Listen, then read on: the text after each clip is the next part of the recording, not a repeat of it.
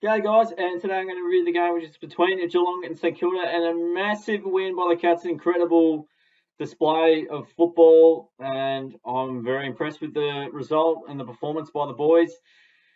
As you can see here, the Cats got the job done by 59 points. So going into the game, it was going to be a really tough, scrappy affair, and boy, what a statement!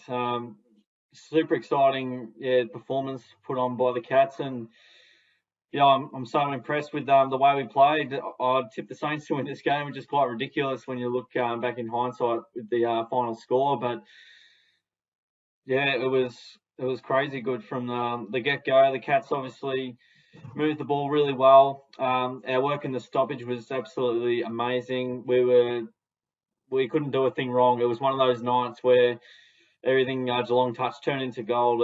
Our pressure was next level. It's some of the best pressure I've ever seen from the Cats.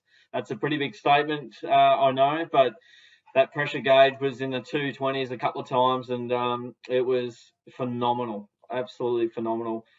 Led by the Stars, all lifted big time, and played a fantastic team game. And when you've got great dominance around the ball and high pressure around the ground, your defence looks like $1 million, your forward line looks like $1 million, and your midfield, gee, they look superb. So yeah, I was very pleased, and it gets me pretty excited. Hopefully, I really want to see this in finals, Cats. We obviously got to make it there first and solidify our spots, but if to see this in finals would be next level. So um, very very impressed with the result. As you can see, between sort of the second and third terms where the damage was done, we got 9 goals in the second and third term combined, and really sort of put the foot down big time. We didn't allow Saints time or space. We closed their exits. We closed their ability to kick, mark, play on. We were pressuring them whenever they got the ball. They had a Cats player behind it. Whenever the Saints kicked the ball, there was a Cats player in the marking contest, and we were really good on the ground ball. And we made the most of our chances when we went up forward. So it was all the attributes you look for, and we just delivered an exceptional performance. So very pleased. Hopefully, we can solidify a spot for the finals in the coming weeks. Massive win. We had to get this one because Port Adelaide will be very tough to beat, but we'll wait and see how we go there. But a better look at the stats. Nearly more than 60 disposals of the footy, and we had 40 inside 50s for 25 scoring shots, so that was really good. Saints had more, but our defence was just resolute. It was not letting anything go through. Disposal efficiency, the way we used the ball was fantastic. At times we were at 80%, so 76 is really good. The Eagles were on 78 the other week when we played them, and they got the job done. So the efficiency inside 50 here was just unbelievable, really. Like, the average is nearly 1 out of 2, but we were going 2 out of 3. So I don't get the free kick count because it felt like Geelong got the rub of the green tonight.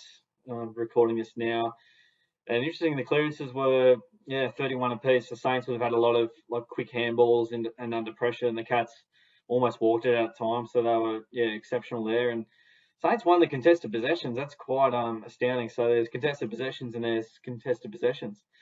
This is where the Cats really got on top, though. The uncontested possessions and that kick mark game we played really set us up at the start. We just sort of controlled the ball and we're poised with the way we used it to avoid turnovers as best as possible. And we made the Saints pay off their turnovers as well. The marks, unbelievable. 100 to 51, double them. That's awesome. And the marks inside 50, so good kicking inside 50 and some good grabs from our forwards. Contested mark game was off the charts. When you look at that, Saints 4 goals, 10, a lot of that comes down to pressure. So it's not necessarily the Saints kicking inaccurately. It's more down to the pressure put by the midfield and the defence from Geelong's point of view. And that's a stark number 2. When you get our possession, our tackle is a pure work rate thing, and Geelong they were working as hard as I've seen them work for quite some time. It was exceptional is the one word that sort of comes out of this game. It's me keen to go into the statistics. I'll probably just go along here and have a bit of a look at the votes. The votes were very tough because there's a lot of deserving players for sure. But I reckon. Let's have a look here. I'm gonna have to just check a few more key stats here. I'm pretty happy with my selections. All right. The 3, 2, and 1 are the first 3 players there. So Menegola, 26 touches, 2 goals, 11 marks. That's beautiful. What more can you say? He's a workhorse. He's really clean. He goes up forward. He kicks goals off the wing, and he's just really valuable. He's really strong, and yeah, he's just pleasing to watch play and know what you're going to get every single week. He's been phenomenal. Gary Rowan, I think he's relished no Asava Radagalier, and I have, you guys know, you've been watching me each week say Radagalier, he's obviously managed, but he doesn't give us much. And I think Rowan's relished tonight as a result of the pressure, the ball movement, and being that second fiddle to Hawkins. I reckon he's really taken that step forward. He's kicked 4 goals, 3. He could have had 7 or 8 if he kicked super straight. 16 touches, which is probably double what he normally gets. 5 marks, goal assists as well. His pressure was out of this world. He didn't get any tackles, but how many smothers and chase and efforts he had was off the charts, to be honest. And that it's interesting because we know he can do that, and now that he's proven to himself, I wonder if that will help him in future weeks. And I like Geelong with their smaller mobile forward line and Rowan that second forward to Hawkins. I don't know about Radagalier in the team, and we looked much better without Radagalier last week. I don't want to be too picky here, but we look a lot more dangerous up forward. And Radagalier probably draws the ball a lot, but he doesn't mark a lot, and then it goes out of the back line, out of our forward line a bit easy. Dangerfield really good as well. 1 goal, 2, 19 touches, and a few clearances in there. He also had a few goal assists as well directly. He would have had, I think I only recorded 2. I reckon 3 or 4 might have gone to Paddy, but he was setting up goals left, right, and centre. He was very tough around the contest. He had his eye for a goal. He nearly had a crack. He had a crack from 55, and the umpire said play on as he was lining up for a set shot. So and he said, mate, you can't decide how far I can kick, and good on him for saying that. Moving on to the rest. Mitch Duncan, really good game. He just does his role every week and normally ends up with a goal. 22 touches next to his name, really good. Hawkins, awesome. 5 goals. He took Carlisle to the cleaners, and he was marking everything that went his way, and he was getting teammates involved. He could have easily got a vote, but I just couldn't go past everyone else. Mate, yeah, maybe for Dangerfield, but I think Paddy set up a lot and was really good. If Hawkins has got more goals, he's going to kill me. Hawkins, all right, okay, he's not going to kill me. O'Connor, what a game he played, because he kept Butler to 0-0. And Butler's been kicking goals all year and running out the back and whatnot. But the Cats, again, down to their pressure and their defence, they just didn't let it happen. Jack Stephen was pretty good and pretty solid as well. He nearly kicked a goal towards the end there, but he's getting back into some better form than we know. Stewart was resolute down back, as he normally is. 22 touches next to his name. Stanley, really good. Probably got the job done over Marshall, I would say. Hughes was solid out of half back. He had that run and drive about him. He got better as the game went on, and he kicked a goal. He loves kicking a goal. Zach. And Blitzarves is sort of playing around the wing and in the ruck, and he was good. What's that? Is that 12 handballs? So is that no kicks? I'm guessing. Wow, that's that might be hit out. It's my bad. Yeah, I'm going a bit hazy there.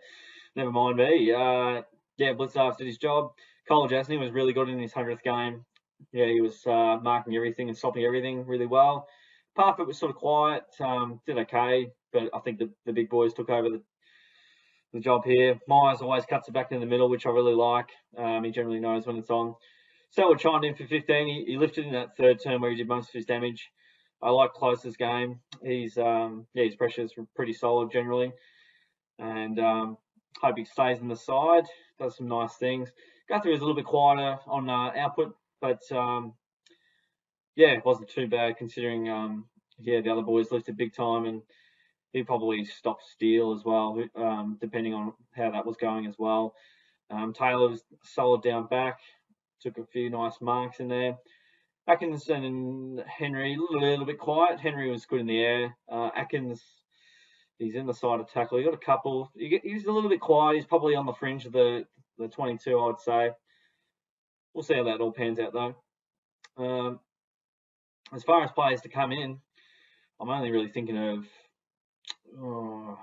Clark. Clark's probably the only player that sort of immediately springs to mind. Cockatoo's been sprung upon as well. He's a big chance to face Port Adelaide in a big test. So we'll see how that goes. He could maybe replace, I don't know, a Parfitt or Atkins or something like that. Depending on where they play him, they might make a change there or give someone else younger a bit of a rest. We'll see how that all pans out. So what a performance by the Cats. I'm super stoked with the way we went about it. And yeah, get your thing ahead, maybe a bit too much, but for what the Cats could do this year. A lot of premiership contenders going around at the moment. Geelong face Port Adelaide, as I mentioned, Friday night. What a big game. So that's coming up pretty soon. Let me check. I feel like that could be coming up very soon in another 4 days. So the Cats don't get much of a breather here. Yeah, I'd love to tip us. Port Adelaide have been the masters at Metricon, and I traditionally don't think we've played super well there. I think it's just too many short breaks, but we'll wait and see. Port in a close one, I think. I wish I tipped the Saints, because if we were going to beat the Saints, and it'd be a bit weird to tip us against Port as well and never tip us. So we'll see what happens. Port Adelaide, though, they're very good around the ball and very tough. Forward line could cause us dramas as well. But again, what I saw tonight was a midfield that was determined to get the job done and absolutely demolish the Saints, which they did. So, yeah, that game's going to come down to, that big midfield battle. You got Boken there, Rockcliffe, Dangerfield, Selwood, Guthrie, Menegola. Trying to think of some other players with Port. Butters has been really impressive, obviously, of late. And then from there, we'll see how we go with how much forward ball the Power get, because they are quite a forward half team. Can we contain Charlie Dixon? I think in the past, hasn't played many games against us, but last time we did play him in Adelaide, they got the job done.